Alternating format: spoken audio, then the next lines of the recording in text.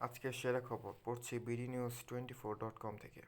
স্বরাষ্ট্র উপদেষ্টার পদত্যাগ চেয়ে শিক্ষার্থীদের আলটিমেটাম। ইউনিভার্সিটি করেসপন্ডেন্ট অপারেটর 311 ঘন্টা ফেব্রুয়ারি 24 ঢাবির স্বরাষ্ট্র উপদেষ্টা leaflet general of Mohammad Jahangir Alam Chowdhury পদত্যাগ চেয়ে মধ্যরাতে ঢাকা বিশ্ববিদ্যালয় ঢাবিতে বিক্ষোভ করেছেন একদল শিক্ষার্থী। তারা সোমবার 24 ফেব্রুয়ারি দুপুরের মধ্যে উপদেষ্টার পদত্যাগ চেয়ে আলটিমেটাম দিয়েছেন।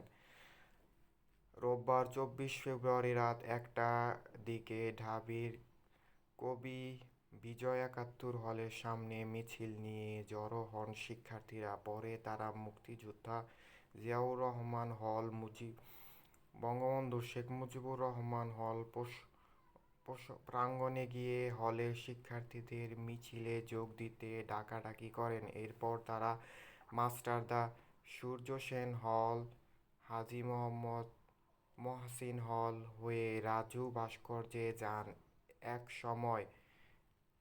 এসময় তারা জুলাই রক্তের দাম চান, নিরাপদ দেশ চান, 1, 2, 3, 4 জাহাঙ্গীর গদি ছাড় এই স্লোগানে রাজপথ আবিত করেন। মা বোনদের নিরাপত্তা দি না হলের গদি ছাড়া। আন্দোলনরত শিক্ষার্থীরা জানিয়েছেন, সারা দেশে চলমান চাঁদাবাজি, ছিনতাই, খুন, ধর্ষণ, বিভিন্ন সন্ত্রাসী কর্মকাণ্ড নিয়ন্ত্রণে স্বরাষ্ট্র উপদেষ্টা ব্যর্থ হয়েছেন। ফলে তারা এই পদে থাকার কোনো যোগ্যতা নেই। রাজু ভাস্কর্যের ঢাবি জসীমউদ্দিন হলের 2018-19 সেশনের শিক্ষার্থী নুরুল গনি সগীর বলেন, স্বরাষ্ট্রের দায়িত্ব নেওয়ার পর থেকে দেশে অস্থিরতা বেড়েছে। দেশের আইনশৃঙ্খলা বাহিনী যদি এসব কর্মকাণ্ড থামাতে না পারে তাহলে শিক্ষার্থীদের উপর দায়িত্ব ছেড়ে দিন।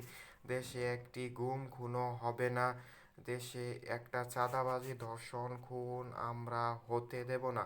ঢাবির 2018-19 সেশনের শিক্ষার্থীরা বৈষম্যবিরোধী ছাত্র আন্দোলনের সমন্বয়ক তাহমিদ আলম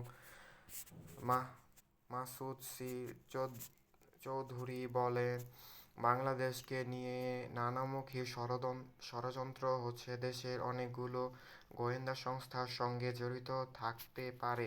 সেনাবাহিনীকে 6 মাস আগে ম্যাজিস্ট্রেসি ক্ষমতা দেওয়া হলেও তারা পুরোই নিষ্ক্রিয়। স্বরাষ্ট্র উপদেষ্টাকে এসব দায় নিয়ে পদত্যাগ করতে হবে। মুক্তিযোদ্ধা জিয়াউর রহমান হলের শিক্ষার্থীরা সাকিব আহমেদ বলেন, সোমবার দুপুর 1টার মধ্যে স্বরাষ্ট্র উপদেষ্টা পদত্যাগ না করলে যে ব্যবস্থা নেওয়া প্রয়োজন আমরা তা নেব। গত 6 মাসে পুলিশ সেনাবাহিনীকে কার্যক্রম পরিচালনা করেছে, আমরা তা জবাবদিহিতা চাই।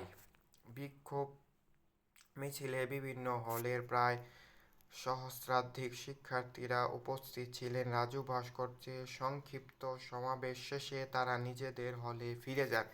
এদিকে দেশের আইনশৃঙ্খলা অবনতির প্রেক্ষাপট মধ্যরাতে সংবাদ সম্মেলন ডেকেছেন স্বরাষ্ট্র উপদেষ্টা মোহাম্মদ জাহাঙ্গীর আলম চৌধুরী। তার রবিবার বারিধারার বাসায় রাত 2:30টার দিকে